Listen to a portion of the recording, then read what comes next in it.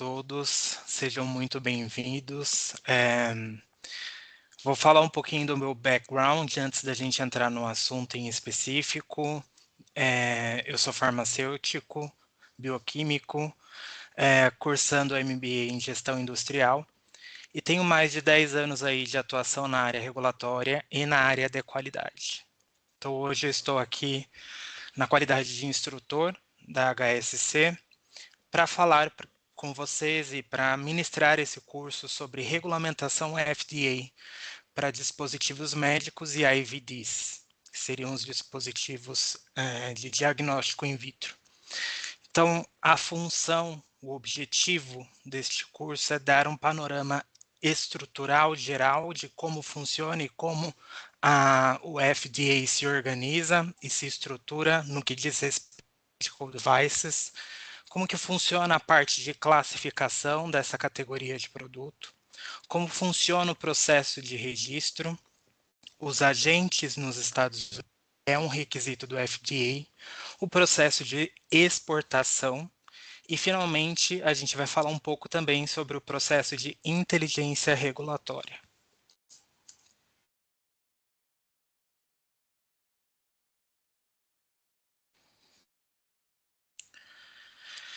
Então, o que é esperado que aprenda nesse mini curso que a gente está ministrando aqui para vocês?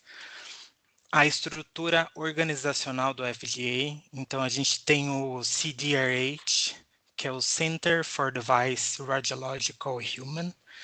Então, o CDRH nada mais é do que a cabeça estrutural do FDA no que diz respeito a medical devices, e todos os escritórios e departamentos derivados, eles respondem a esse departamento central, que é responsável, que é quem regula os dispositivos médicos e os IVDs.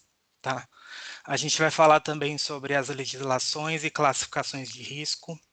Aqui a gente tem o Federal Act e as 3 classes de dispositivos que nele estão descritas e as suas vias regulatórias, ou seja, como eu regularizo o meu produto frente ao mercado norte-americano. Vamos falar também sobre o processo de registro, listagem e US Agent. Então, existem algumas obrigações anuais quanto ao registro do produto, quanto ao pagamento de taxa e as responsabilidades deste agente americano, que a gente mencionou no primeiro slide. E vamos falar também sobre o processo de exportação do Brasil para com os Estados Unidos. Então, toda a documentação necessária, checklist, prior notice, import alerts, HDS, a parte de desembaraço aduaneiro. Então, não se preocupem com relação aos termos, porque a gente vai explicar nos slides a seguir. E por último, a gente vai falar também sobre os guias que temos, né? Os documentos de orientação, os guidances, o processo de TPLC, que é o Total Product Life Cycle. Então, como que o que o FDA espera do setor regulado com relação ao ciclo de vida total do produto. E as ferramentas de monitoramento que nós temos dentro do processo de inteligência regulatória. Então, esses são os tópicos que a gente vai passar aqui para vocês hoje neste mini curso. O primeiro tópico, como foi dito, é a parte estrutural e organizacional do FDA. Então, como eu disse, nós temos o CDRH, que seria a cabeça, né, o centro ali, que é responsável pela regulamentação de todos os dispositivos médicos, e IVDs. Mais precisamente, no tocante a IVD, nós temos o OHT, que é Office of In Vitro Diagnosis, que é a parte que regula, que regulamenta todo o ciclo de vida, o processo de IVDs, é um subdepartamento do FDA, que também faz parte do CDRH.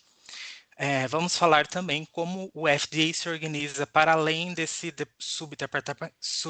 subdepartamento que é o OHT7, né? Então, como que a estrutura do FDA ela está organizada no que diz respeito à regulamentação e à regularização dos produtos de diagnóstico e dispositivos médicos.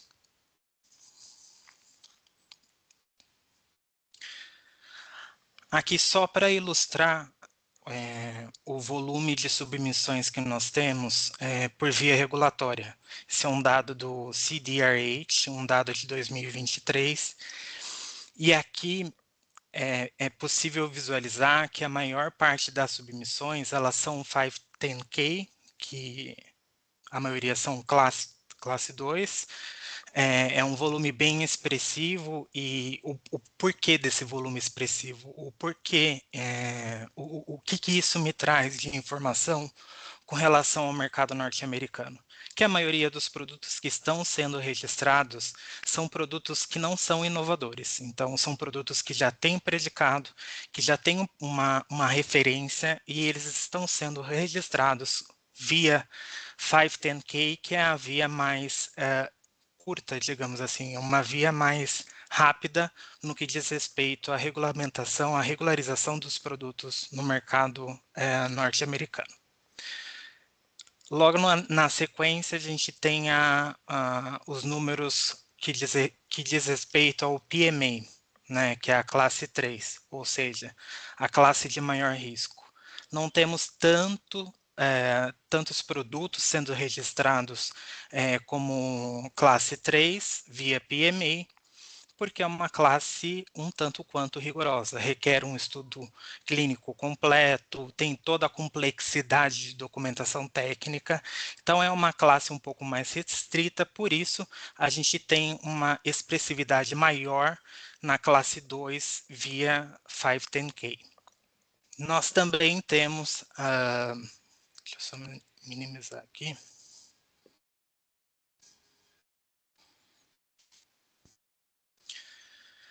a classe de novo. E o que seria essa classe de novo?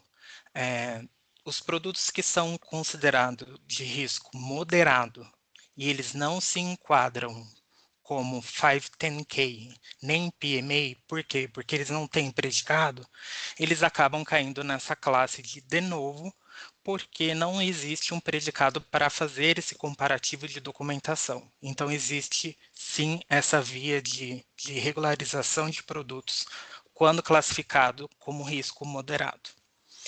Os IDEs, que são produtos que ainda não possuem registro, mas estão sendo utilizados em estudos clínicos.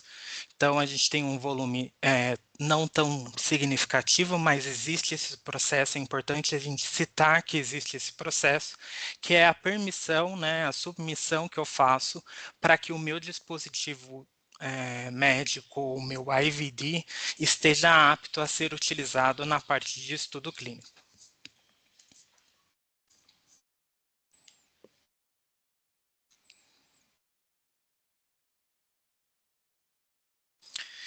Então, aqui nós temos os principais escritórios do CDRH. Nós temos o OCD. O que significa o OCD? O OCD nada mais é do que a comunicação entre a área técnica, a divisão técnica e o Congresso.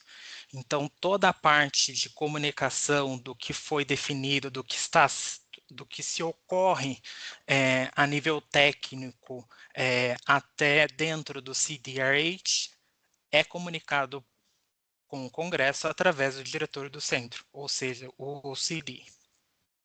Nós temos também o OPEC, que a gente diz que é o coração do CDRH. Por quê? Porque é aqui que ocorre toda a avaliação de qualidade do produto, seja qual for a submissão. Então, se o produto for submetido via 510K, PMA, IDA ou de novo, todo este processo, toda esta documentação é avaliada por este departamento. Então, esse departamento não só faz a avaliação pré-mercado, como também pós-mercado. Então, aqui a gente tem um departamento de suma importância que responde para o departamento geral, que seria o CDRH. RH, isso. Depois nós temos o departamento OSEL, que é a parte de ciência e engenharia. O que esse departamento é responsável? Esse departamento é responsável por pesquisas regulatórias. Então, quando existe a necessidade de uma avaliação técnica por parte do FDA no que diz respeito a um dispositivo médico, esse departamento de ciência e engenharia é responsável por fazer esse tipo de avaliação. Nós temos também o OST, que é inovação tecnológica. O que esse departamento faz? Esse departamento ele é responsável por fomentar parcerias estratégicas do FDA para com o setor regulado no que diz respeito a desenvolvimento de novos produtos.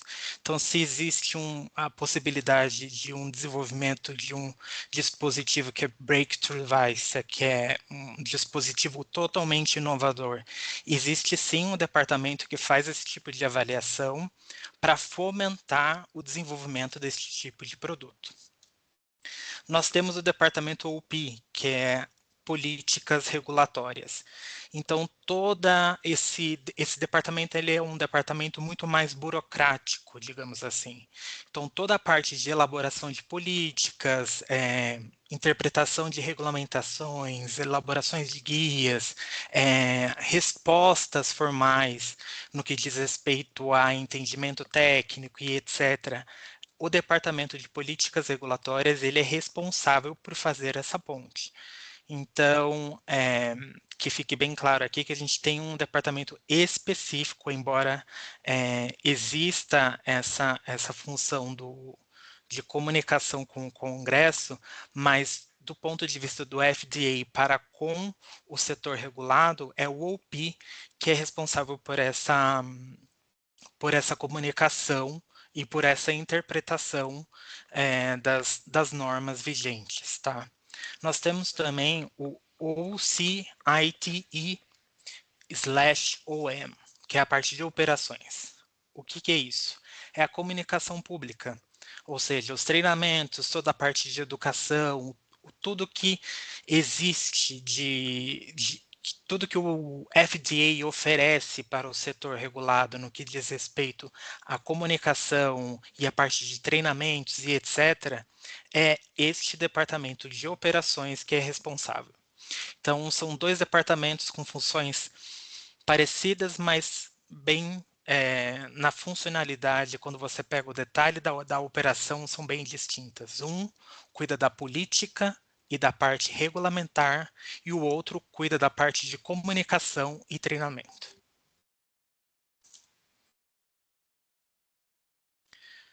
É importante ressaltar que em 2024 nós tivemos algumas alterações no FDA que foram significativas, tá? Então, antes a gente tinha um departamento chamado ORA, que seria Office of Regulatory Affairs. Então, esse departamento, ele era responsável pelas duas primeiras atividades que nós vamos citar aqui. Ele foi dividido em dois departamentos justamente para que o FDA pudesse ter mais foco na atuação destas atividades que eu vou mencionar agora. Então, hoje existe o Office of Inspections and Investigations, que é o principal órgão que faz inspeções de campo, que atua na parte de importação, que faz todo o controle do desembaraço e etc., quando acionado e quando necessário. E existe o departamento cientista-chefe, que a gente diz, né, o OCS. O que esse departamento faz? Ele é responsável por garantir a acuracidade dos dados científicos, sejam esses dados fornecidos pelo setor regulado no que diz respeito às submissões, sejam os dados gerados através do FDA, através de algum estudo ou avaliação interna. Então, toda a parte de garantia de integridade de dados hoje é de responsabilidade do departamento OCS. Então, essas atividades antes eram de responsabilidade do departamento ORA, que seria Office of Regulatory Affairs, e hoje nós temos esses dois departamentos com funções distintas, muito bem focadas para garantir segurança e eficácia e qualidade dos produtos classificados como Medical Devices ou IVDs, tá? Nós temos também a criação do OCE, que seria o Centro de Excelência em Oncologia. Então, nada mais seria do que uma parceria entre o CDRH está muito mais focado em Medical Devices, IVDs, e o CBER, que é responsável pelo registro, pelo processo de produtos biológicos, sejam eles farmacêuticos, sejam medicamentos, biológicos e etc., porém que tenham função, que tenham atuação no tratamento de câncer. Então, todo este processo está sendo coordenado e trabalhado de uma maneira integrada através desse Centro de Excelência em Oncologia. Então, esse departamento ele é recente e é um marco muito importante no que diz respeito à oncologia, porque a gente tem aí a parceria entre dois departamentos que trabalhavam em separado.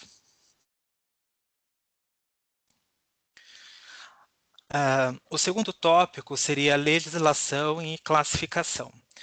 Então, aqui a gente vai falar sobre o Federal Act, né, quais são as classificações de risco que nós temos hoje, e os painéis de especialidades médicas, e explicar, né, quais são essas divisões dos painéis.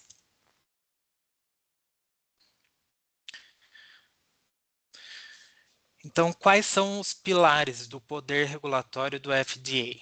Então, existe a aprovação pré-mercado. A aprovação pré-mercado ela é requerida para produtos classificados como classe 3, que são os de maior risco, né?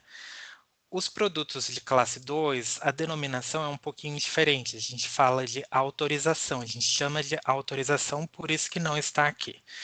Mas também é necessário um processo de um trâmite ao FDA, o 510K, mas no que diz respeito à aprovação de pré-mercado, o que eu posso chamar de aprovação é a classe 3, que seria o PMA, tá? O processo do PMA requer uma aprovação pré-mercado por parte do FDA.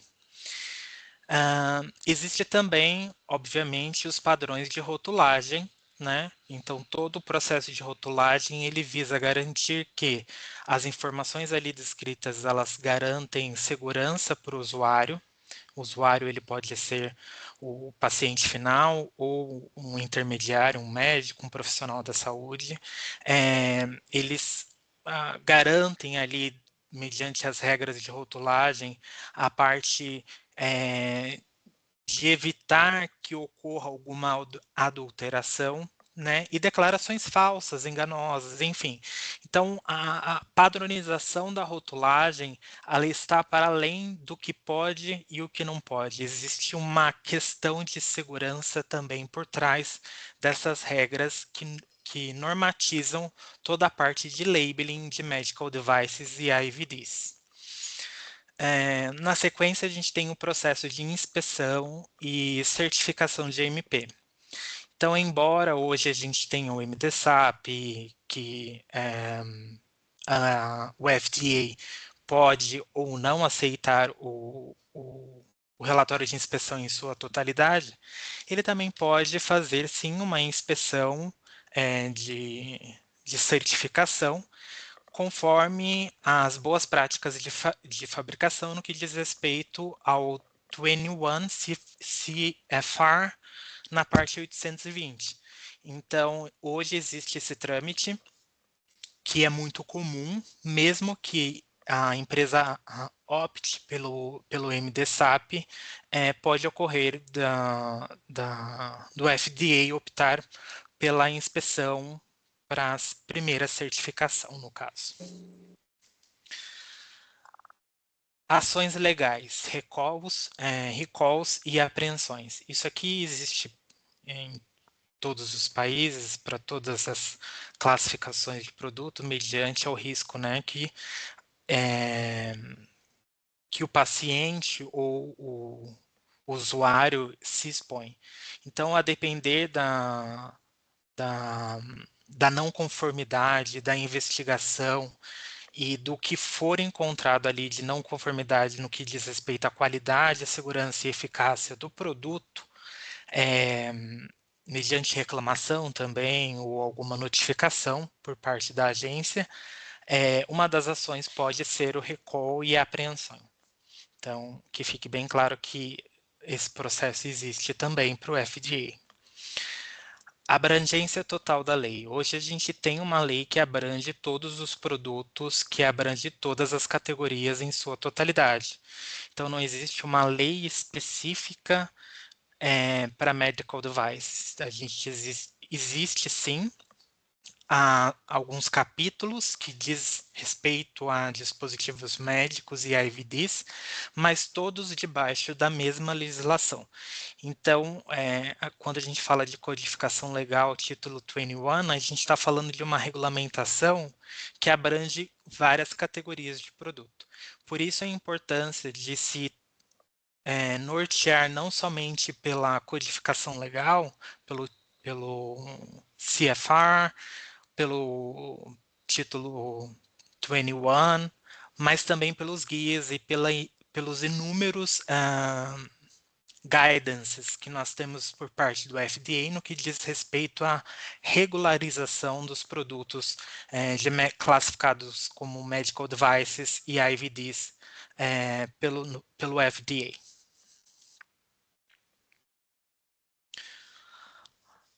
Entrando aqui no tópico de evolução da legislação do FDA, a gente tem alguns marcos regulatórios muito importantes. Então, em 1938, a gente teve o Federal Act. Então, foi basicamente a lei que fundou o FDA. Então, quando o FDA foi fundado, ele já foi fundado com esse escopo que abrange todas as categorias de produto: alimentos, dispositivos médicos, cosméticos e produtos de saúde. Somente em 76 que a gente teve o Medical Device Amendments, que estabeleceu as classificações aí de risco, né, as 3 classificações que nós temos hoje, que ainda estão vigentes, e as vias 510K e PMA para dispositivos médicos, as vias de regularização desses dispositivos. Em 90, a gente teve o Safety Medical Devices Act, né, que exigiu a rastreabilidade de dispositivos implantáveis, né, e o relatório de eventos adversos. E isso é um marco regulatório muito importante, porque quando a gente fala de dispositivo implantável, é um dispositivo que o paciente, o usuário, ele vai ficar com aquele dispositivo durante um certo período de tempo, quiçá até o fim de sua vida. Então, é muito importante manter o relatório de eventos adversos, a rastreabilidade desses produtos e o monitoramento desses produtos eficaz. Então, esse foi um marco regulatório muito importante no que diz respeito à saúde pública. Em 2002, nós tivemos o Medical Device User Fee Act. Nada mais é do que a criação e a regularização das taxas a serem pagas para o processo pré-mercado, ou seja, para o processo de registro e de regularização dos produtos classificados como medical devices e IVDs pelo FDA. Então, em 2002, isso criou-se a normativa e as taxas de submissão elas fossem padronizadas e regularizadas frente ao setor regulado. Em 2016, nós tivemos o 21º Century Cure Act, que acelerou a aprovação, criando essa categoria via de novo, né, e o Breakthrough Device, que é uma modernização do sistema regulatório. A gente vai falar sobre TPA, que é um processo regulatório para Breakthrough Device totalmente inovador. Em 2016, isso foi regulamentado, por assim dizer, E essa via, ela acelerou vários processos e é um marco regulatório muito importante para a categoria de medical device. Classificação de dispositivos médicos do FDA. Então, aqui a gente trouxe um resumo.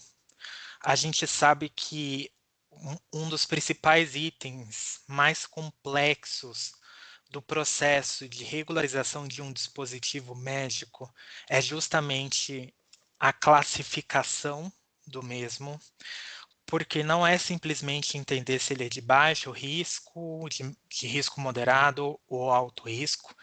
Existem inúmeras regras, existem inúmeras exceções que devem ser ponderadas para eu chegar numa classe, numa definição de classe. Mas, de maneira geral, existe a classe 1, que é a classe de baixo risco, que requer o controle geral. O que significa esse controle geral? O registro de rotulagem, as boas práticas de informação, tudo que é requisito básico de um dispositivo médico, isso a todas as classes.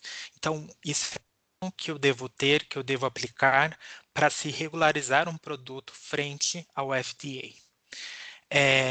A maior parte desses produtos classificados como baixo risco, eles são isentos do processo 510K, então é necessário apenas o processo de registro, e mais para frente eu vou explicar como é feito esse processo. É um processo bem simplificado.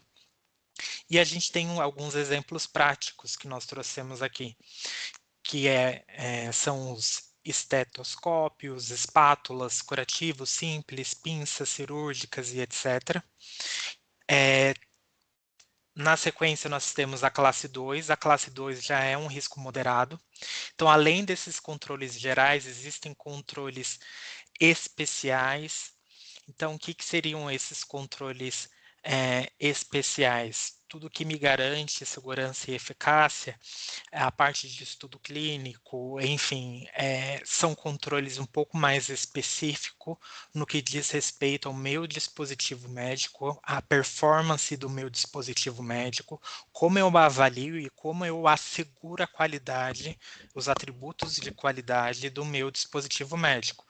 Então, existe uma questão muito forte no tocante à performance, padrões de performance, e isso é requerido para produtos classificados como risco moderado. A via regulatória principal é 510K, né? Só que para eu seguir essa via, como eu disse, é necessário que eu já tenha um produto no mercado considerado como predicado. O que seria esse predicado? Seria um produto equivalente ao que eu estou registrando ali no FDA. E eu preciso demonstrar essa equivalência. Como eu faço a demonstração dessa equivalência? Internamente. Eu preciso fazer testes físicos, testes químicos, para entender aí se o meu produto realmente ele é equivalente ao que eu tenho no mercado. E o FDA pode entender que sim e também pode entender que não. Então, por isso é muito importante a empresa entender que sim, não é simplesmente encontrar um produto no mercado e julgá-lo como concorrente ou como predicado simplesmente pela indicação de uso ou pela configuração do produto.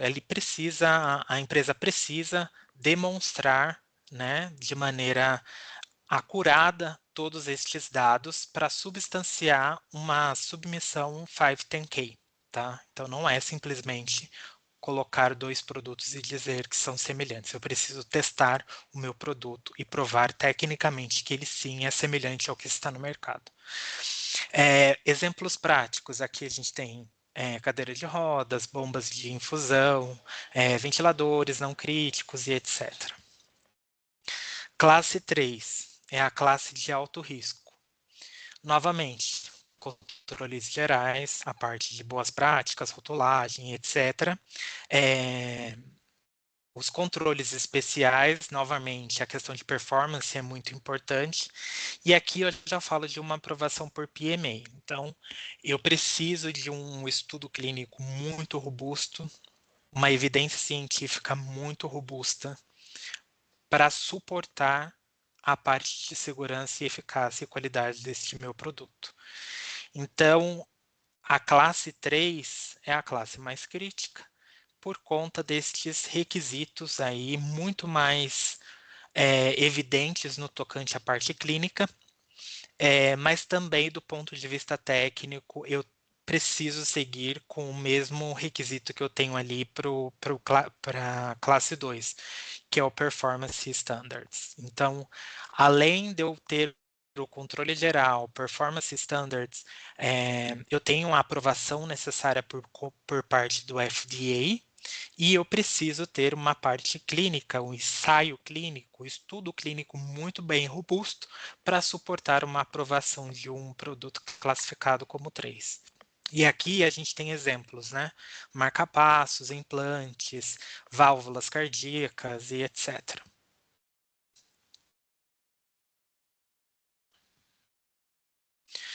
Isso aqui é uma mera ilustração, esse slide é uma mera ilustração aqui do quanto cada classe representa hoje no mercado norte-americano, tá? Então, a classe 1 representa, em média, 47% dos dispositivos, tá? A maioria é isenta de submissão pré-mercado, ou seja, somente aqui a gente chama de notificação, mas lá ainda é considerado registro, mesmo que eu tenha um processo simplificado.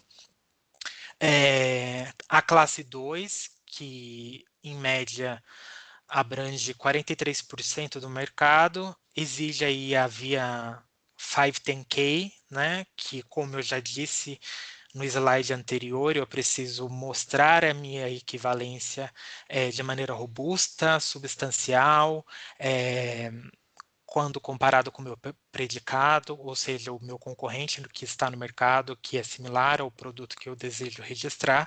Então, eu preciso ter esta evidência técnica junto ao meu processo de registro. Tenho a classe 3, que abrange em torno de 10% do mercado norte-americano e exige PMA, ou seja, um ensaio clínico completo, robusto, garantindo aí a segurança e eficácia do meu dispositivo. São os dispositivos, como aqui diz, de maior complexidade e risco, e por isso a tamanha exigência no que diz respeito ao ensaio clínico, à parte clínica antes do meu lançamento, antes da minha aprovação por parte do FDA. Falando de classificação em números, tá? E do ecossistema regulatório do FDA. Nós temos, em média, 1.700 tipos de dispositivos, classificados aí nas partes 862 e 892, tá? Existem 16 painéis, ou seja, especialidades na qual esses dispositivos eles são classificados. Então, as especialidades são cardiologia, ortopedia, neurologia, radiologia, entre outros. A via mais utilizada que nós temos hoje é 510K, como eu disse para vocês, e ficou bem explícito naquele gráfico, né? 3.200 produtos aí classificados como 510K, porque é a via regulatória mais rápida, digamos assim, e é uma via abreviada porque eu não estou inovando, eu estou simplesmente lançando e registrando produtos similares ao que já existe no mercado e que existem dados suficientes do ponto de vista clínico, enfim, de performance, que suportam aí um registro mais abreviado por parte da agência regulatória.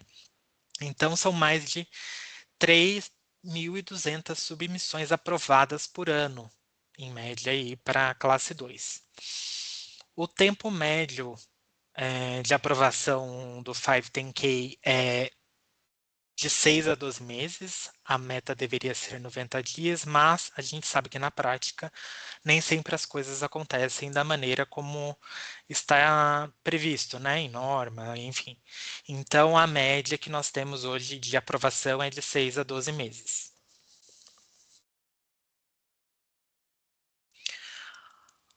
Neste item, nós vamos falar sobre registro, listagem e agentes nos Estados Unidos. Então, toda a parte de obrigação de registros, as taxas anuais e o papel do US Agent para empresas estrangeiras, a gente vai abordar aqui neste item. Então, vamos lá. Passo a passo para um processo de registro e listagem no FDA. O primeiro passo, criar uma conta DUNS. O que é isso? É como se fosse aqui uma comparação bem grosseira, mas para que fique ilustrado assim de maneira bem clara para todos. DUNS, a conta DUNS seria como se eu fosse um CPF internacional. Então eu entro na plataforma do Dun and Bradstreet, faço o cadastro da minha empresa e isso vai me gerar um código, um identificador único, tá? E com este identificador eu consigo acessar a plataforma FURLS, que é a plataforma do CDRH, FDA. Ao acessar essa plataforma, eu consigo fazer o meu processo de registro, tá? E de submissão. Mas antes disso, eu preciso nomear um US Agent, ou seja, um agente americano. Então, é uma pessoa que ela precisa estar alocada fisicamente nos Estados Unidos e ela é obrigatória, isso é obrigatório para estabelecimentos estrangeiros, tá? Então, é um requisito crucial para que eu consiga mover com os próximos passos. Na sequência, ao nomear o US Agent, eu registro o meu estabelecimento. Então, nesta etapa, eu já tenho acesso à plataforma, eu já nomeei o meu US Agent e eu vou registrar o meu estabelecimento. Eu submeto todos os dados da empresa, nome, endereço, tipo de atividade, se ele é fabricante, enfim. Ao registrar o estabelecimento, eu estou apto a listar os dispositivos, que é o item 5. E este item é muito importante porque os dispositivos que eles não requerem uma aprovação ou autorização por conta do FDA, eles são listados aqui diretamente e automaticamente o FDA já gera um número como se fosse um número de registro para esse produto, né?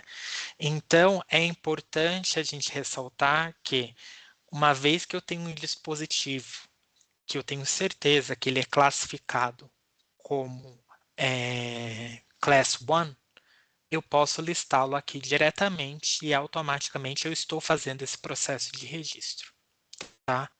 Caso contrário, eu preciso entrar com o processo de submissão pré-mercado e só então, após a aprovação ou autorização, no que diz respeito ao 510K, que eu consigo listá-lo aqui.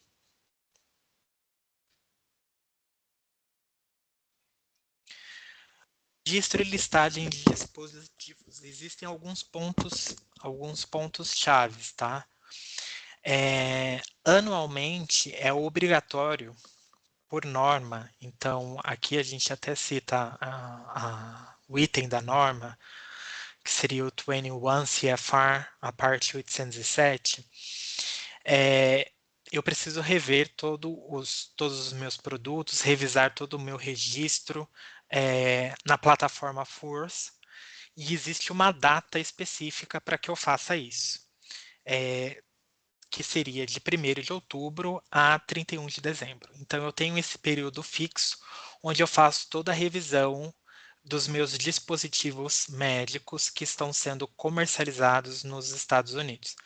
Então, ali eu vou ter a lista dos dispositivos que são de registro automático, digamos assim, que são classificados como Class 1, e eu vou ter também que atualizar frente aos registros que foram aprovados ou autorizados pelo FDA. Então, essa lista é uma lista que tem que ser completa. E mais para frente eu vou explicar o porquê. Porque essa lista da plataforma FUROS, ela vai ser utilizada para diversos outros processos, principalmente para o processo de exportação. Existe a taxa, que hoje, como eu disse para vocês nos slides anteriores, né, que tivemos um marco regulatório por parte do FDA, onde foi regulamentado a taxa autorizada pelo Congresso. Então, é uma taxa anual de registro, dedicada e totalmente padronizada para os dispositivos médicos. É possível ter isenção, existe uma via de um programa existente no FDA para isenção desta taxa, mas por via de regra, a maioria das empresas são obrigadas a pagar essa taxa anual de registro, tá? Listagem do dispositivo, como eu disse para vocês, é obrigatória. Então, cada dispositivo eu acabei antecipando no primeiro item, mas aqui a gente repete de novo que cada dispositivo comercializado nos Estados Unidos, ele é obrigatório estar listado na plataforma FORS, com o código do produto, a finalidade de uso e as atividades realizadas no estabelecimento. Então, todos aqueles itens que compõem o passo a passo de registro, onde eu entro com o meu cadastro, com aquele CPF internacional, digamos assim, meu cadastro done, eu faço meu processo de registro, eu faço o registro do meu estabelecimento, eu faço a listagem dos meus produtos. Toda essa listagem de produtos, toda essa parte de informação do meu fabricante, ou do meu operador logístico, do meu depósito, do meu armazém que eu tenho nos Estados Unidos, que faz parte do meu fluxo, eu preciso atualizar e eu preciso manter sempre atualizado, de acordo com a norma, e também para que o processo eu não tenha nenhum problema frente ao processo de exportação, tá? O número de submissão pré-mercado. Então, se o processo de submissão, se o processo de regularização do meu produto, ele foi via 510K ou ele foi via de novo, enfim, se ele exigiu uma pré-aprovação, uma pré-análise do FDA e uma autorização ou aprovação antes de sua comercialização, este número deve ser vinculado ao registro eletrônico. Então, o que isso quer dizer? Lá na minha listagem de dispositivos, eu vou ter que mencionar esse produto.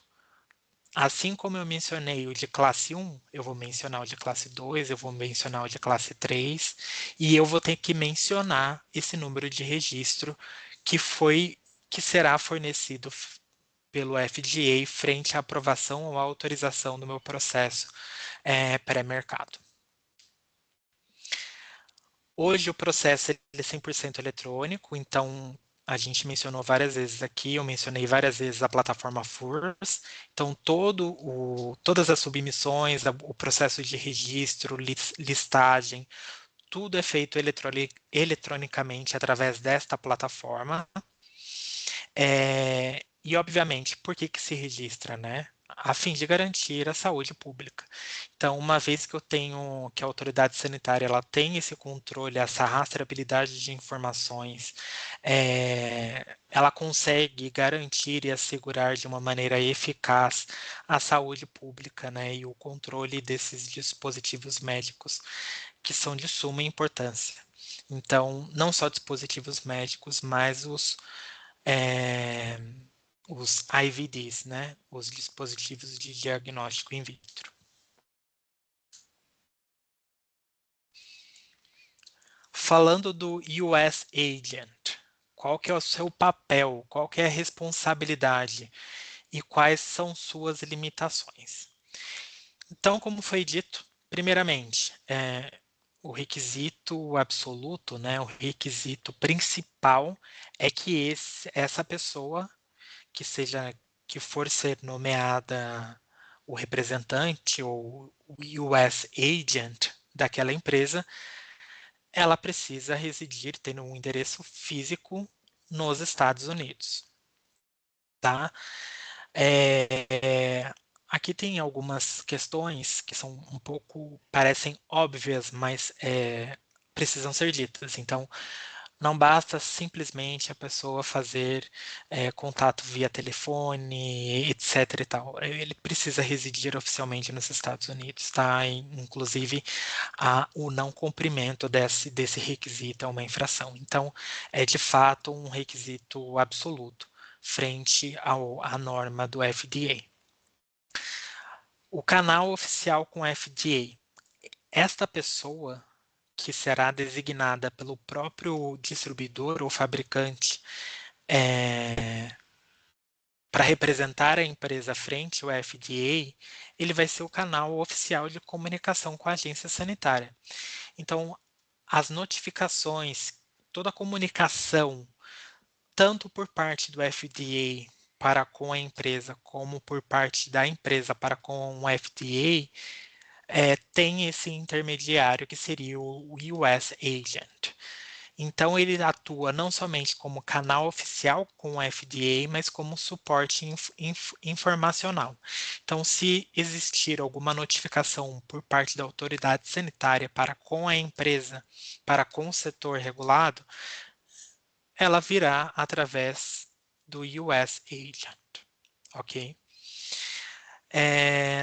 Apoio em inspeções. Obviamente, se essa pessoa ela faz toda a comunicação com o FDA, com a agência sanitária, e todos os trâmites ali são intermediados formalmente através do US Agent, para o processo de inspeção não seria diferente.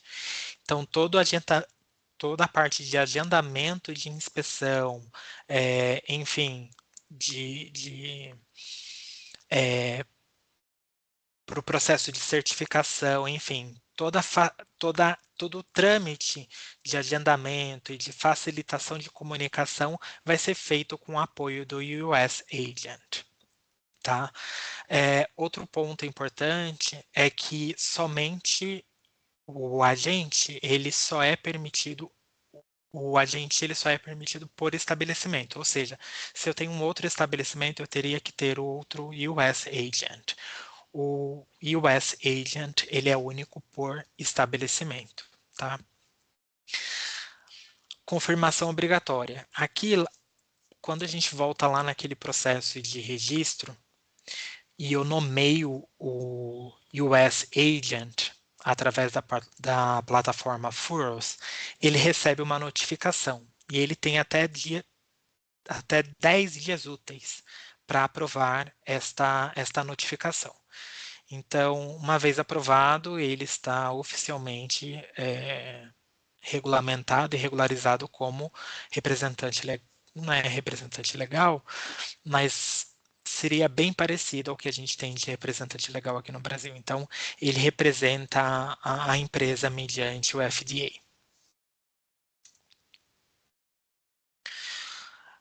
Importante ressaltar, o agente ele não tem responsabilidade sobre a notificação de eventos adversos e nem sobre o processo de submissão, e, enfim. Todas essas obrigações ou é do fabricante ou é do importador, mas ele atua como facilitador, tá? Então, ele não tem responsabilidade, ele não é notificado, porém, é ele que faz toda a intermediação do processo. Mas é de suma importância ressaltar que a responsabilidade sempre recai sobre o fabricante ou importador no que diz respeito a registro e notificação de eventos adversos. Exportação do Brasil para com os Estados Unidos. Aqui a gente vai falar um pouquinho dos requisitos, das documentações e dos processos que a gente tem que seguir para exportar um dispositivo médico, um IVD, para os Estados Unidos. A primeira etapa é registrar a empresa e listar os produtos na plataforma Furrows. Então, como eu disse para vocês, quando a gente, lá no slide que a gente menciona, o passo a passo do registro, deixa eu só voltar aqui para ficar mais claro. Quando eu faço este processo, quando eu crio uma conta DANS, eu acesso a plataforma Force, eu nomeio um agente, eu registro meu estabelecimento, eu listo meu dispositivo, automaticamente eu vou gerar um FEI. O que seria o FEI? F-E-A-E-I. Seria Facility Establishment Identifier. Então, é um identificador, um código de identificação do meu estabelecimento. Então, com este código do meu estabelecimento, eu consigo fazer todo o processo de exportação do Brasil para com os Estados Unidos. Então, eu faço o processo de registro, eu obtenho o Facility Establishment Identifier, eu tenho o meu agente nomeado, eu tenho que estar em conformidade com os requisitos de qualidade no que diz respeito ao PFR 21, a parte 820, que é equivalente a ISO, tá? 13485. E por que a gente ressalta novamente esse item? Nossa, parece tão óbvio. Mas quando a gente está falando de um dispositivo classificado como Class 1 e o FDA entende que não é necessário um processo de certificação, então esse processo de avaliação do sistema da qualidade, ele acaba ficando sob responsabilidade do próprio fabricante, então, ou distribuidor. Então, é de suma importância entender que, mesmo não sendo necessário um CBPF ou uma certificação ou uma auditoria, uma inspeção por conta da minha classificação do meu dispositivo médico, é importante entender que tenho que sim estabelecer um sistema da qualidade de acordo com os requisitos preconizados pelo CFR 21 e que é equivalente à ISO 13485. Isso é de suma importância. Outro item muito importante é o processo de UDI e a parte de labeling, o que para a gente aqui é algo não muito mais recente, digamos assim. Para eles não é tanto a parte de Unique Device Identification. Então, eu tenho que garantir que o meu produto ele tenha esta identificação única e que as regras de rotulagem estejam de acordo com o CFR aplicável, ou seja, o CFR Part 801. Então, não é simplesmente garantir que as informações estejam em inglês. Eu tenho que garantir que elas atendam o que é preconizado na norma do FDA, tá? Por último, o Prior Notice plus CBP. Então, o que é necessário nessa etapa? Submeter uma notificação prévia via sistema. Existem duas opções aqui, tá? O PNS. Como que funciona esse processo? Esse processo ele é um pouco mais, ele é através de um website, ele não é tão eletrônico e automatizado e é uma comunicação direta com o FDA. Ele é mais recomendado para exportações de pequeno porte. envio de amostras, por exemplo, enfim. Esse processo, ele não tem uma comunicação direta é, com o broker, né? Com a parte do broker, com a parte de desembaraço. Então, por conta disso, por não ser um processo totalmente integrado, num processo de exportação de um produto já regulamentado, de um lote significativo e etc., o mais recomendado é a segunda opção, que é o ABI ACE. Então, o que significa esse processo? Esse processo é um processo integrado. Então, no ACE, eu vou fazer toda a parte de notificação. Alguém levantou a mão? Pode. Se quiser perguntar alguma coisa. Oi, Adriano, sou eu, boa noite. Perdão, eu estava tentando abaixar a mão, que me falaram que no final da aula vai abrir para a gente fazer perguntas, né? Mas eu não estou conseguindo abaixar, desculpa. Imagina, vamos lá. Esse processo é um processo integrado. Então, no ACE, eu faço toda a parte de notificação dessa importação, eu insiro ali todas as informações necessárias na plataforma. É, o ABI é como se fosse um processamento de dados e daí a comunicação com o CBP e também com o FDA. Então, por ser um processo integrado, automatizado, para exportação de rotina, lote a lote, é o mais recomendado, tá?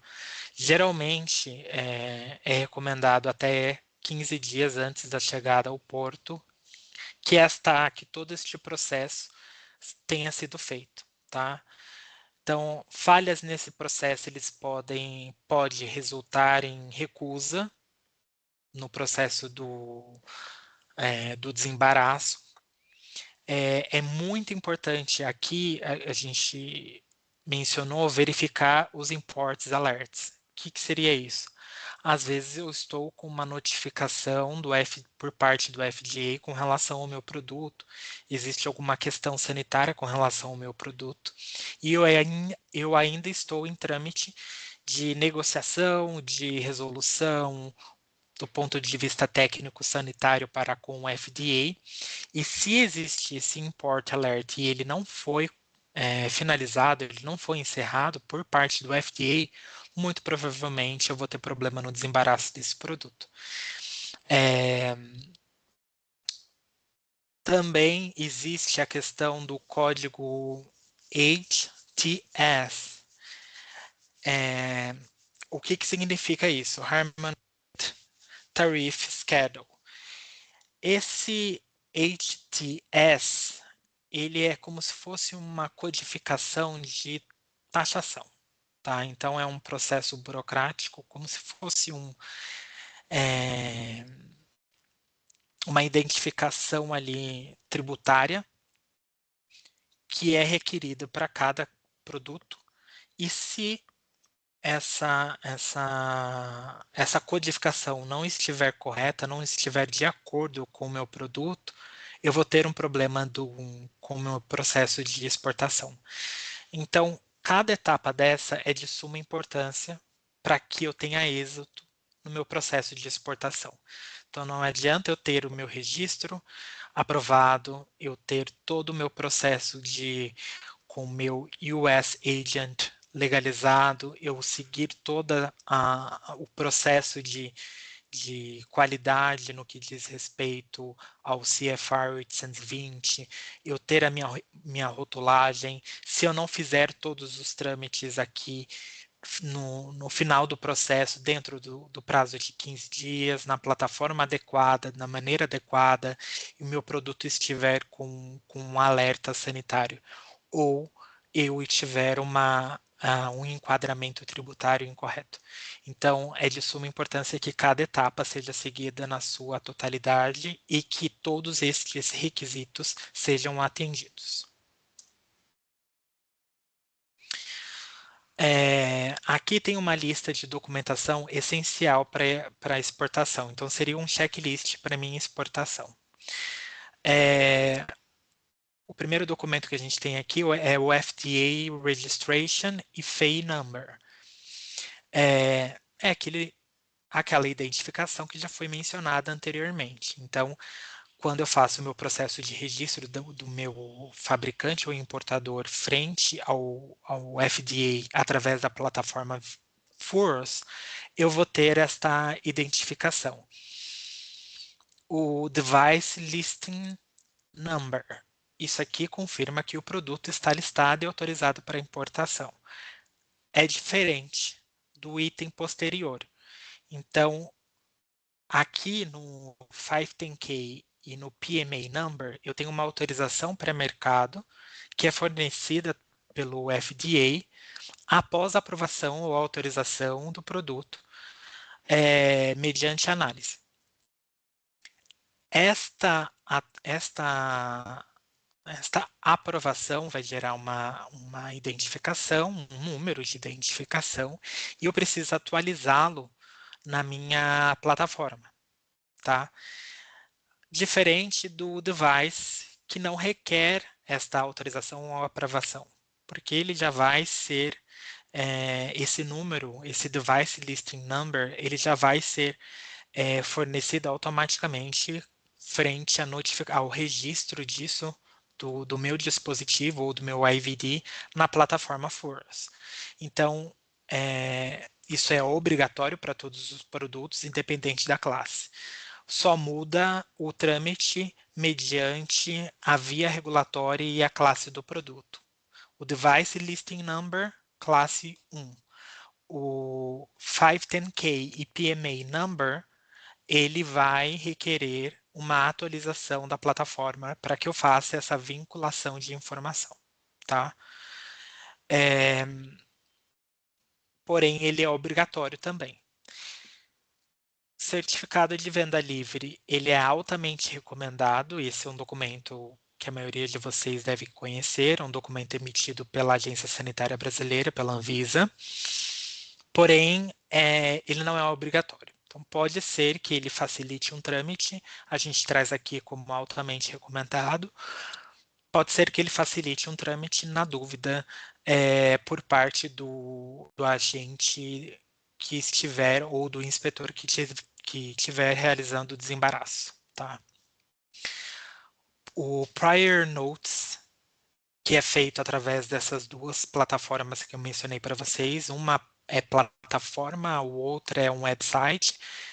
Como eu disse para vocês, existe a diferença da facilidade de se optar pela segunda opção, que é o API, porém a notificação prévia ao CBP é obrigatória antes da chegada da mercadoria nos Estados Unidos. E eu disse o período para vocês, até 15 dias. Isso é responsabilidade do fabricante, tá? Então, fabricante ou importador.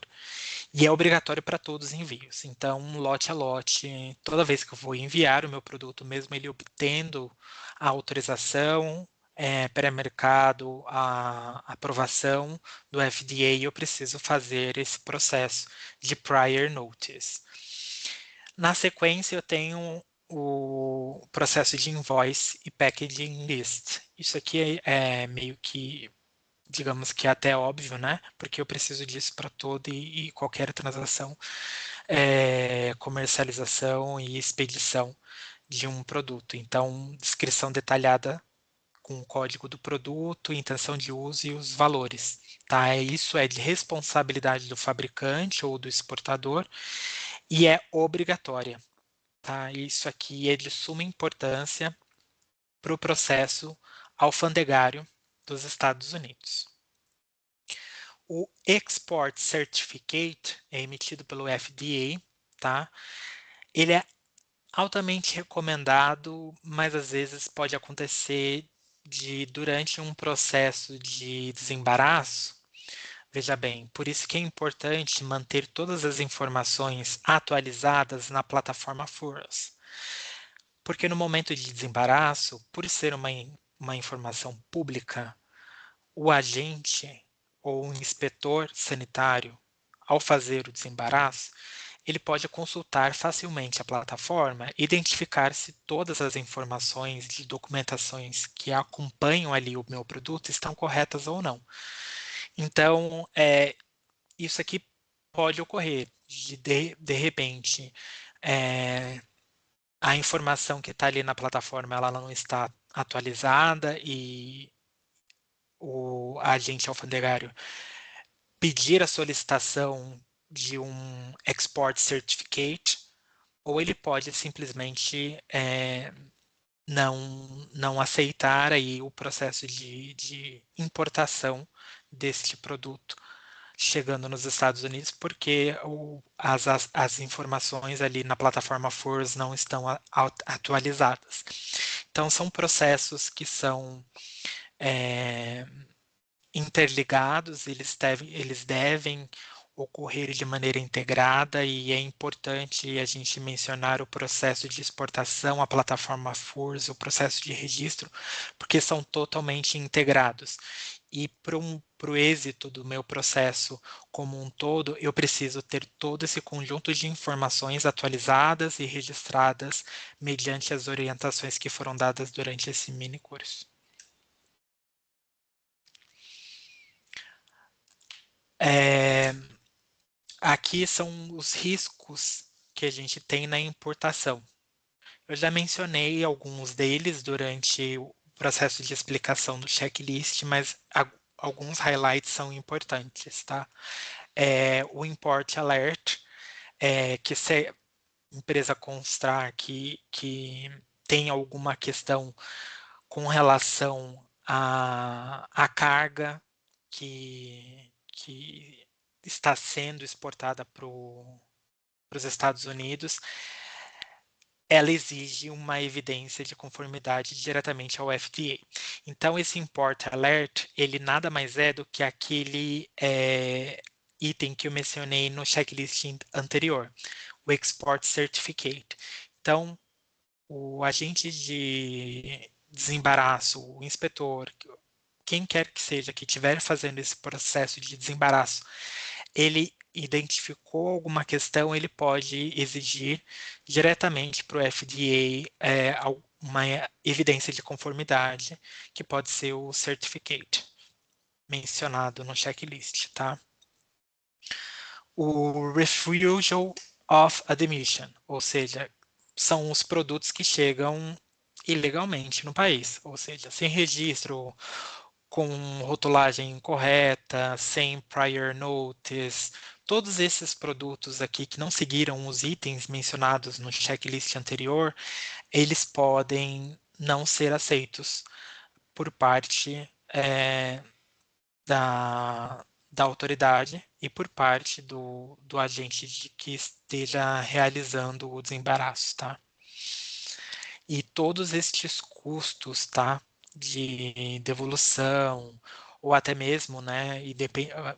Dependendo do que for encontrado ali de não conformidade mediante o produto, que requeira uma destruição, todo esse custo recai sobre o exportador.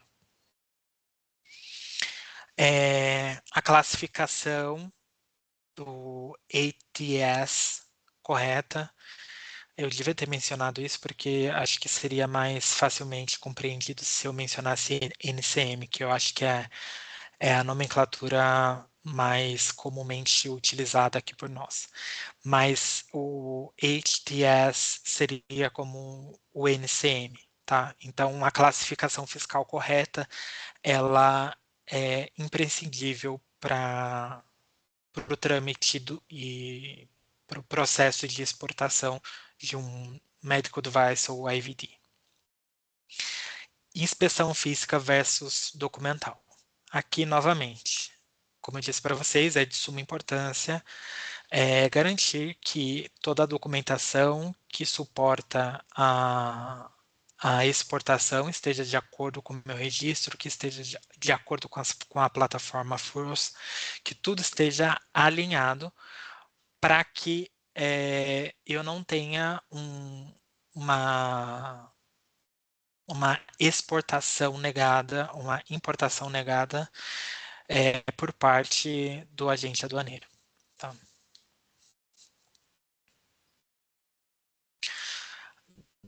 Guidance, TPLC e inteligência regulatória.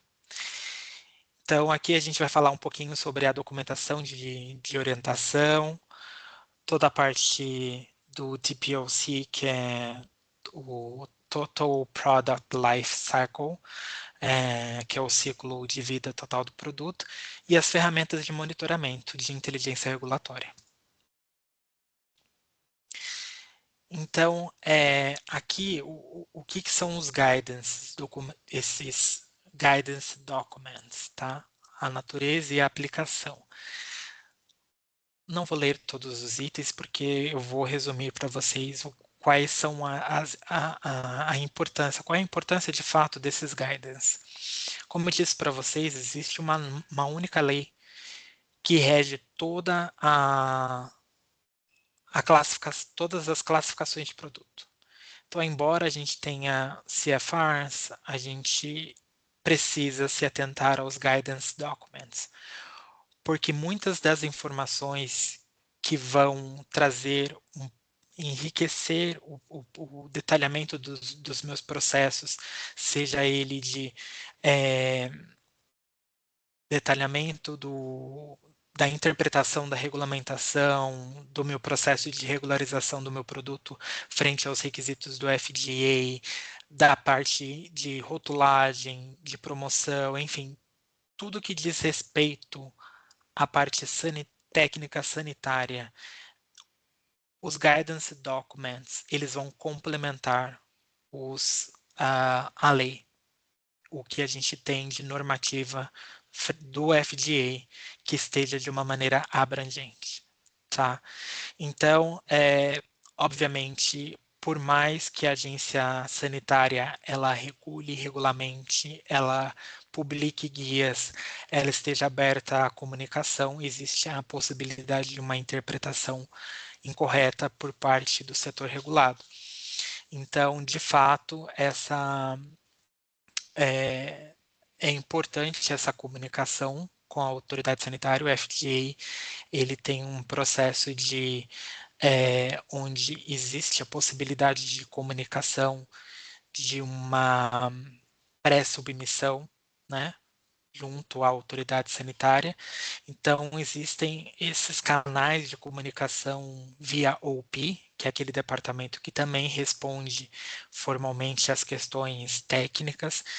Então, os guidance documents, eles são muito importantes na elucidação e no esclarecimento do que traz a normativa e do que fica dúbio conforme a legislação por ser muito abrangente. Tá bom?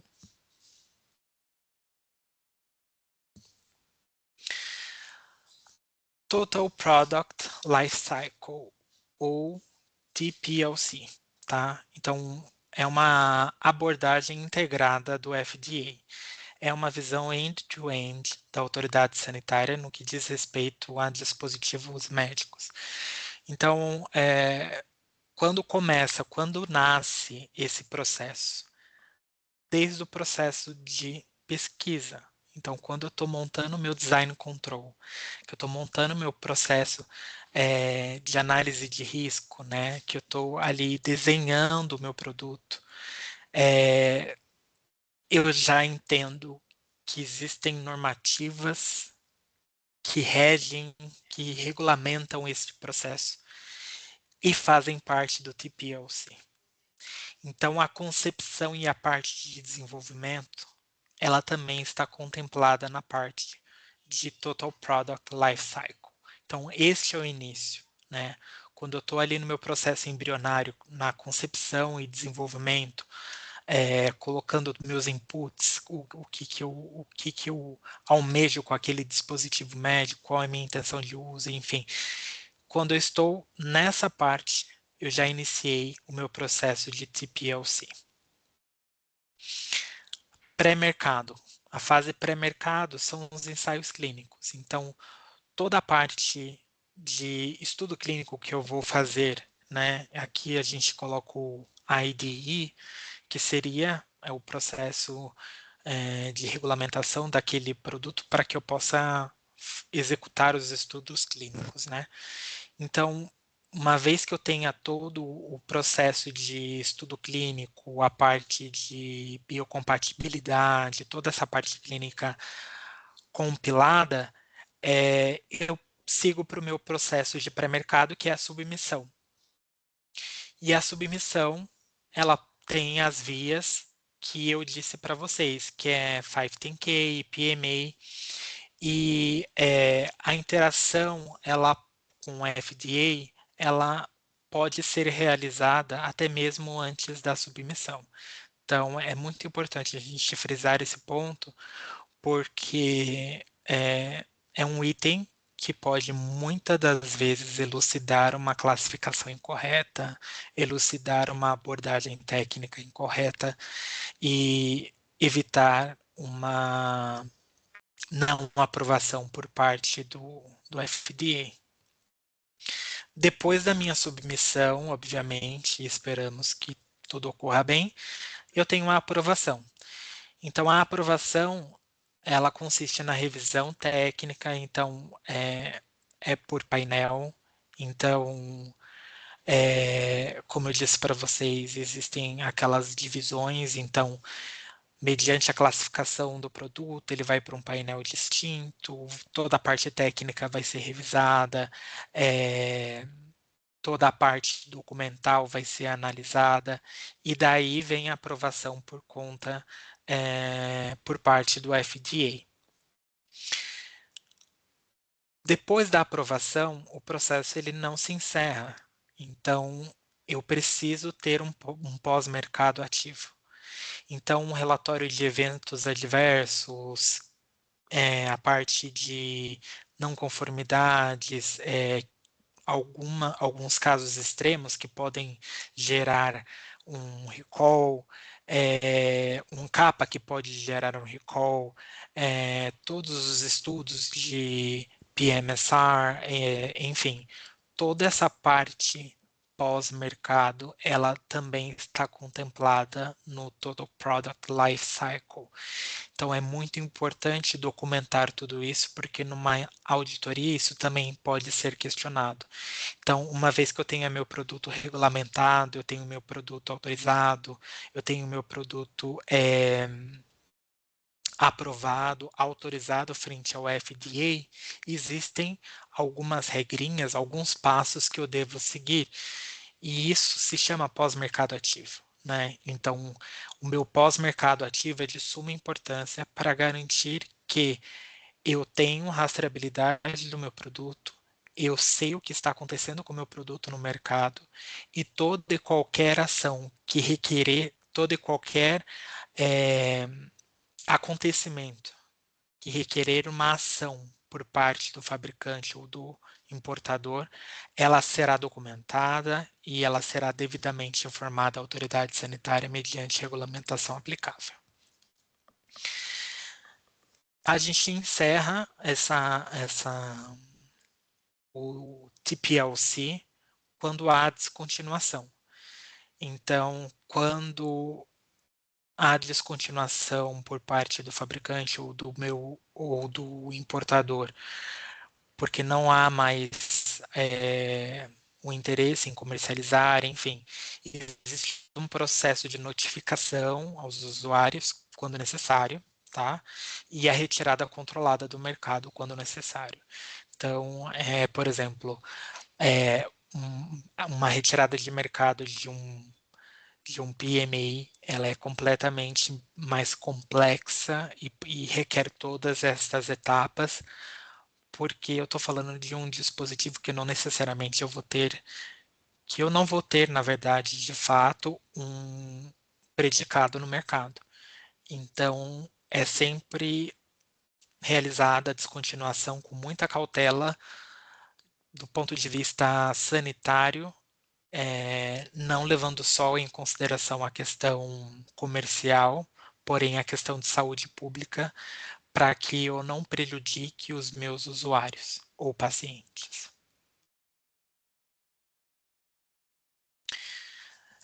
Vou falar um pouquinho sobre o programa TAP, tá? Que é Total Product Advisory Program. É um programa de fomento ao desenvolvimento de produtos inovadores, tá? Ele tem uma diferente tratativa no que diz respeito ao suporte do FDA ao longo do ciclo de vida do produto. Então, ficou claro para vocês aqui que o TPLC, ele garante, né, ele tem como objetivo garantir inovações seguras, garantir todo o monitoramento contínuo do produto, a rastreabilidade das informações e a segurança e eficácia e a qualidade do produto end-to-end, desde o meu processo de desenvolvimento até o meu processo pós-mercado, enfim, regula até o processo de descontinuação quando necessário, mas a gente tem essa tratativa diferente que também faz parte do TPLC, que é o TAP, que é para produtos Breakthrough Device, ou seja, são produtos totalmente inovadores. Tá? Então, existe uma interação antecipada que permite que os fabricantes eles tenham uma interação com a agência regulatória, com a agência, com o FDA, de maneira proativa, antes da submissão, não somente uma reunião pre-submission, mas uma interação muito mais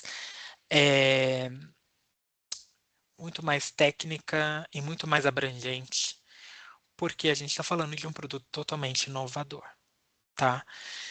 E qual é o objetivo dessa interação antecipada? Redução de tempo e custo. Então, uma vez que eu tenho essa interação através desse programa do fabricante para com o agente regulador, eu identifico precocemente os gaps regulatórios e evito retrabalho no desenvolvimento. Então, toda a interação que é feita, ela é aproveitada justamente para que haja redução de tempo e custo no lançamento desses produtos ou na autorização destes produtos, sejam eles classe 2 ou 3. Na verdade, aqui a gente está falando de classe 3, desculpa, porque são produtos que não têm predicado. O feedback científico, ele o que acontece? Quando eu faço essa interação antecipada, eu tenho um feedback científico muito mais aprofundado do ponto de vista de design dos estudos, para garantir que os endpoints e os requisitos de performance eles estejam adequados para aquele tipo de dispositivo médico. Então, considerando que eu estou fazendo o desenvolvimento de um dispositivo totalmente inovador, que é Breakthrough Device, eu não tenho um comparativo no mercado, eu não tenho um produto que é totalmente inovador ali para o mercado norte-americano. Então, eu tenho essa possibilidade de interação antecipada e o feedback científico ele vai me orientar muito nesse sentido, para que toda a parte, desde do processo embrionário, de desenho, de design control e, enfim, do que é esperado do ponto de vista de performance do produto, ele esteja adequado para que lá na frente, quando eu faça a minha submissão, eu não tenha nenhuma surpresa, tá? E aqui é muito importante ressaltar que a transparência dos dados de pré-submissão, de submissão pré-mercado e pós-mercado é essencial para o processo de TPLC, tá? Então, agora falando do processo de TPLC, muitos dos dados, eles são públicos, né? Então, é importante essa transparência de informação para a segurança da própria população do mercado norte-americano. E o TAP, ele tem como objetivo o foco em inovações e segurança. Então, ele traz essa facilidade, essa abertura da autoridade sanitária para com o setor regulado, justamente para trazer inovações com segurança, ou seja, dispositivos que foram discutidos com a agência sanitária mesmo antes do seu processo de teste, né? Ou seja, quando eu estava desenhando, fazendo o processo de design control, que eu estava mapeando ali os meus entregáveis, eu já estava discutindo com a agência sanitária de maneira a ter um processo acurado, um processo robusto, entregando uma inovação segura e eficaz. Falando um pouquinho de guidance documents. Então, existem muitos documentos, um arcabouço gigante que hoje a gente pode consultar no que diz respeito a dispositivos médicos e IVDs.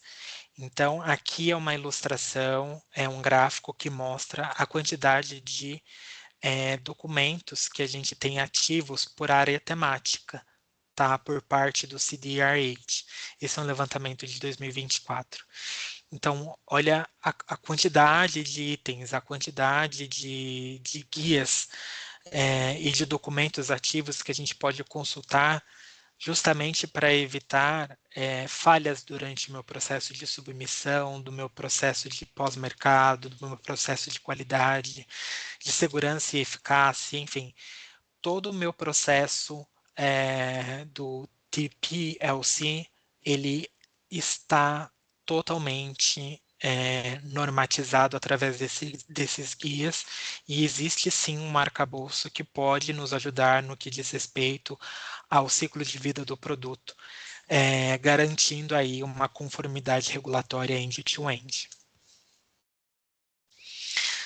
Falando de inteligência regulatória, existem ferramentas e estratégias práticas que a gente pode utilizar, aqui são dicas, né, do que a gente pode fazer para se ter uma inteligência regulatória prática e eficaz.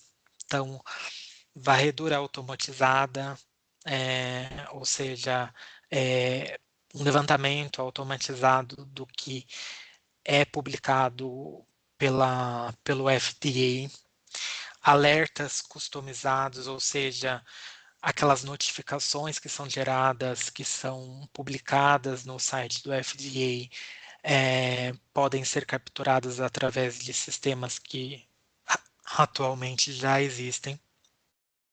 A avaliação de impacto com inteligência artificial, ou seja, mudou uma regulamentação, eu tive uma atualização de um guia, enfim, toda essa avaliação de impacto eu posso fazer através de inteligência artificial, que é um mecanismo que hoje nos ajuda bastante desde o ponto de vista regulatório.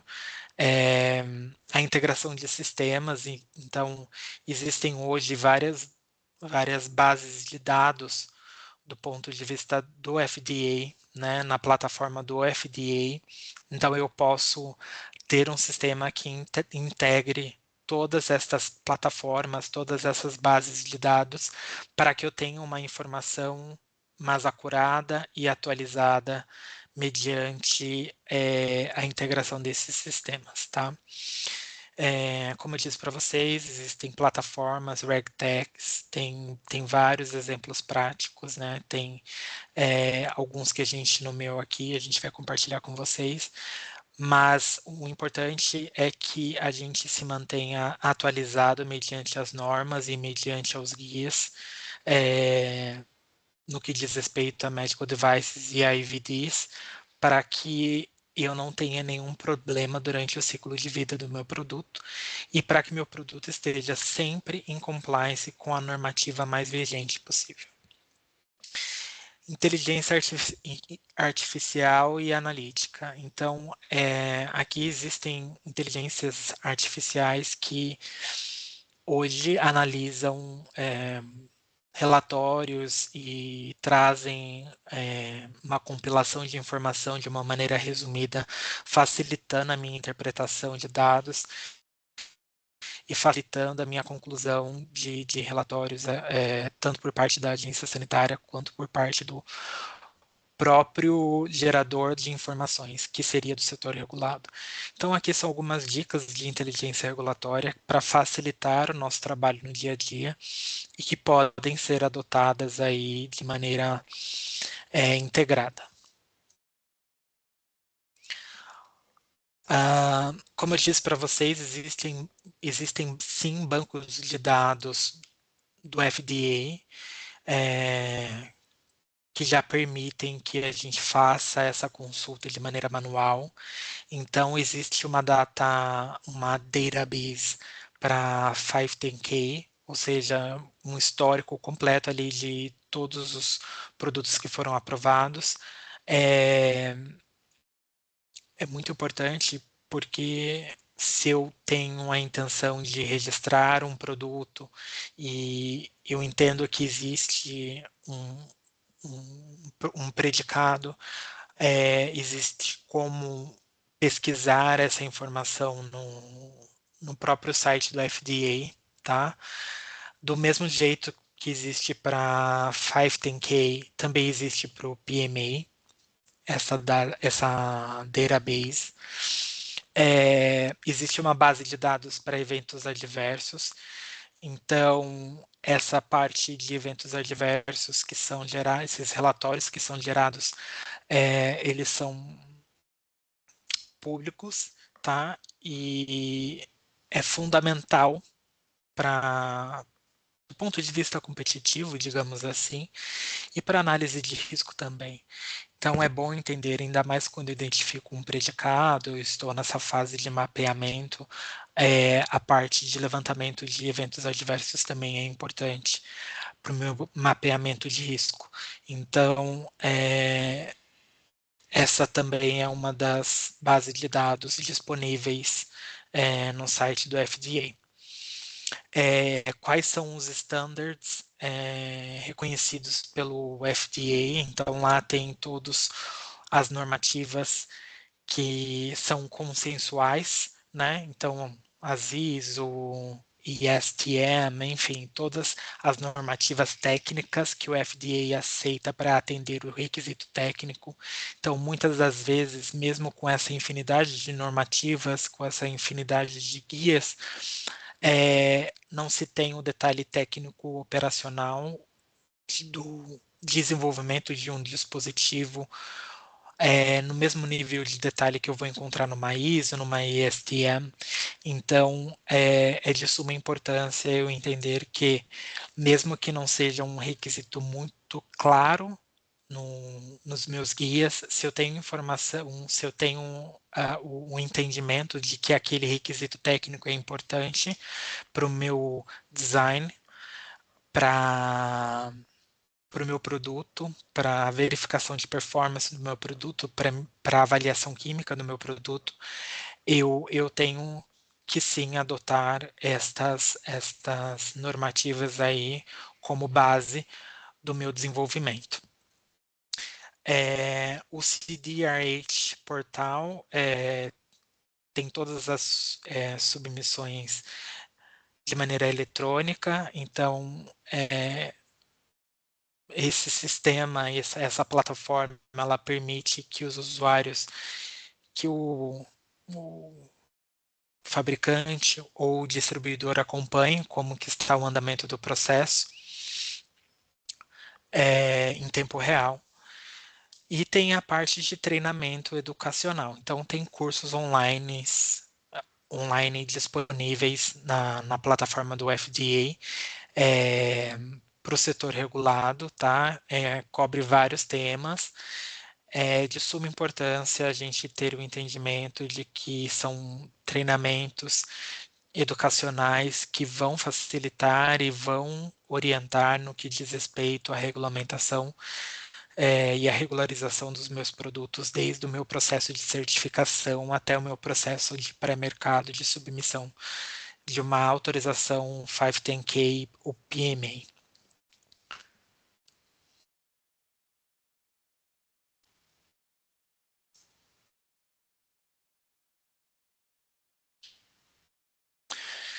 Ferramentas de rastreamento e de orientações do FDA. Então, hoje a gente tem disponível, como a gente disse, um guia de documentação onde eu posso fazer toda uma pesquisa de documentações e de orientações destinadas ao setor regulado. Então, isso está disponível na plataforma do FDA, tá? O CDRH, ele também tem uma lista com os documentos de orientação que o FDA pretende desenvolver. Então, como se fosse a agenda regulatória que a gente tem aqui da Anvisa, o CDRH também tem esse guia com os itens a serem discutidos ao longo do ano. Federal Register, elaboração de regras oficiais, ou seja, a publicação de propostas de regras e regras finais e avisos regulatórios. Então, como se fosse aqui traduzindo para a nossa realidade, como se fossem as consultas públicas. Então, às vezes a gente tem essa possibilidade de colaboração com a escrita de uma proposta de regra e registro e listagem que permite consultar publicamente na base pública ali do FORS todos os produtos, os estabelecimentos e produtos registrados, tá? Isso aqui foi falado mais de uma vez, mas é importante ressaltar que é de suma importância manter esses dados atualizados e eles funcionam também não somente para o próprio fabricante ou importador, mas até mesmo como informação pública, né, para os pacientes, ou consumidores, ou os usuários finais. Então, a gente encerra dizendo que todos os temas abordados aqui neste mini curso, toda essa parte de estruturação organizacional, a parte de legislação, a gente deu uma brifada na parte de classificação, falamos de uma maneira bem resumida a parte de registro, como funciona, falamos sobre a questão dos agentes e sua real necessidade frente aos requisitos do FDA, quais são as suas responsabilidades e a sua atuação, como que funciona o processo de exportação, checklist, a parte de guias que nós temos disponíveis hoje por parte do FDA, o TPLC, tá? E toda a parte de inteligência regulatória. A gente tem um curso avançado que vai iniciar no dia 28, onde a gente vai trazer todos os temas de uma maneira mais detalhada.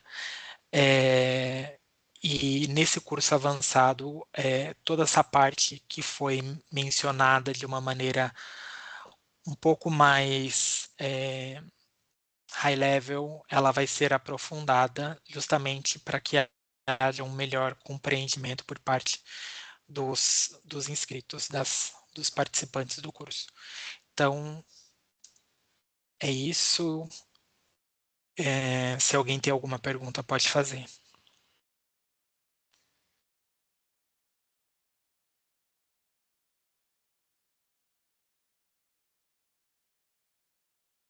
Oi, Adriano, boa noite, tudo bem?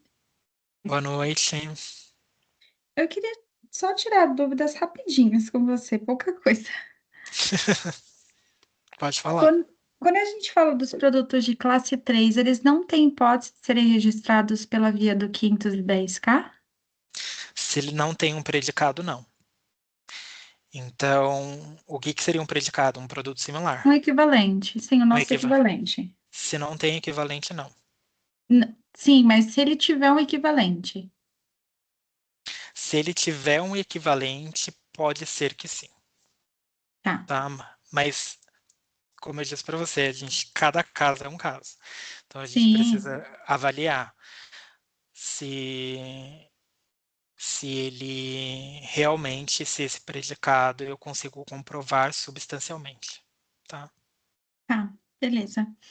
Outra coisa, quando a gente fala do representante americano, a gente tem que emitir algo parecido como se fosse um power para ele? Ou é um agente parecido com aqueles do CMARC? É mais para esse caminho ou mais para o caminho do power? Power, do Tá, Power of Attorney. tá, beleza. E quando você fala da plataforma CDRH, que tem consultas dos registros e tal, é algo parecido com o nosso consultas aqui do Brasil ou não? É? Sim, sim, sim. Ah, A beleza. plataforma, ela consegue, através da plataforma, você consegue consultar se tem registro, qual é o estabelecimento, qual é, quais são os produtos que estão registrados para aquele estabelecimento e etc. Como se fosse aqui, quando a gente pesquisa o CNPJ e aparece o nome, Isso. Essa coisa. Tá, beleza. Obrigada. nada.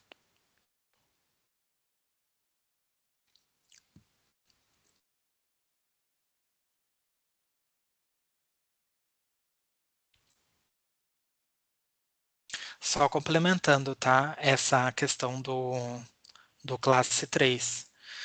É, por que que é interessante a gente, nesse caso, estudar-se profundamente e entender juntamente. O pre-submission meeting seria ideal para vocês, tá? Nesse caso. Porque, por via de regra, classe 3, eu preciso de um estudo clínico completo. Para eu isentar o meu produto de um estudo clínico através de uma justificativa de um predicado, seria uma exceção.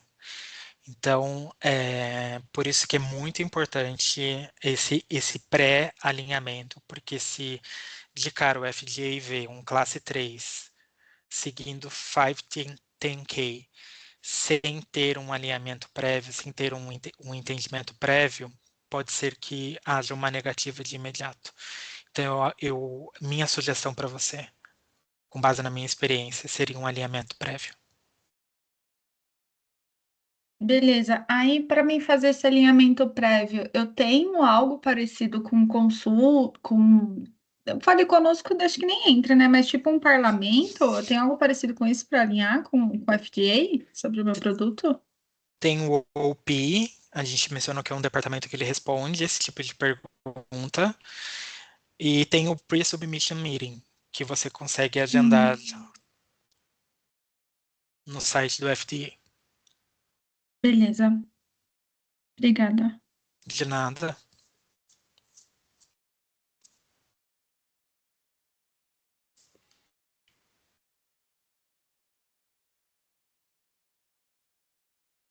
Alguém mais tem alguma dúvida?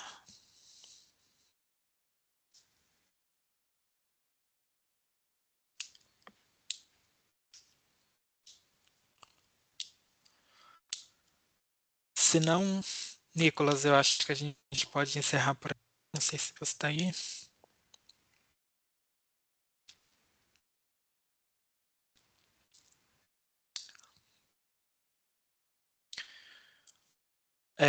Eu gostaria de agradecer a participação de todos. Espero que tenha sido clara. É um tema bem complexo. A gente tentou trazer de uma maneira é, não tão superficial, mas de uma maneira compreensível, mediante ao tempo que nós tínhamos disponível, que era de 2 horas. Alguém levantou a mão? Pode falar.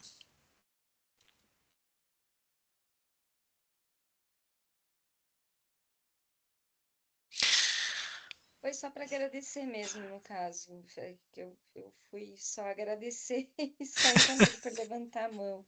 Só isso foi bem legal. Tenho uma breve trabalho numa consultoria de assuntos regulatórios, tenho experiência mais com outras categorias. mas sempre entra algum produto de produtos para a saúde e eu sempre vou acompanhando, né, o cenário, enfim, porque sempre ajuda, né? Sim, A gente sim, sempre aprende algo. Foi sim. muito bom, obrigada. Fico grato com o elogio. Então é isso. Boa noite a todos, bom descanso. E o Nicolas vai disponibilizar os certificados e a gravação vai ficar disponível na plataforma também. Muito obrigado a todos. Tchau, tchau.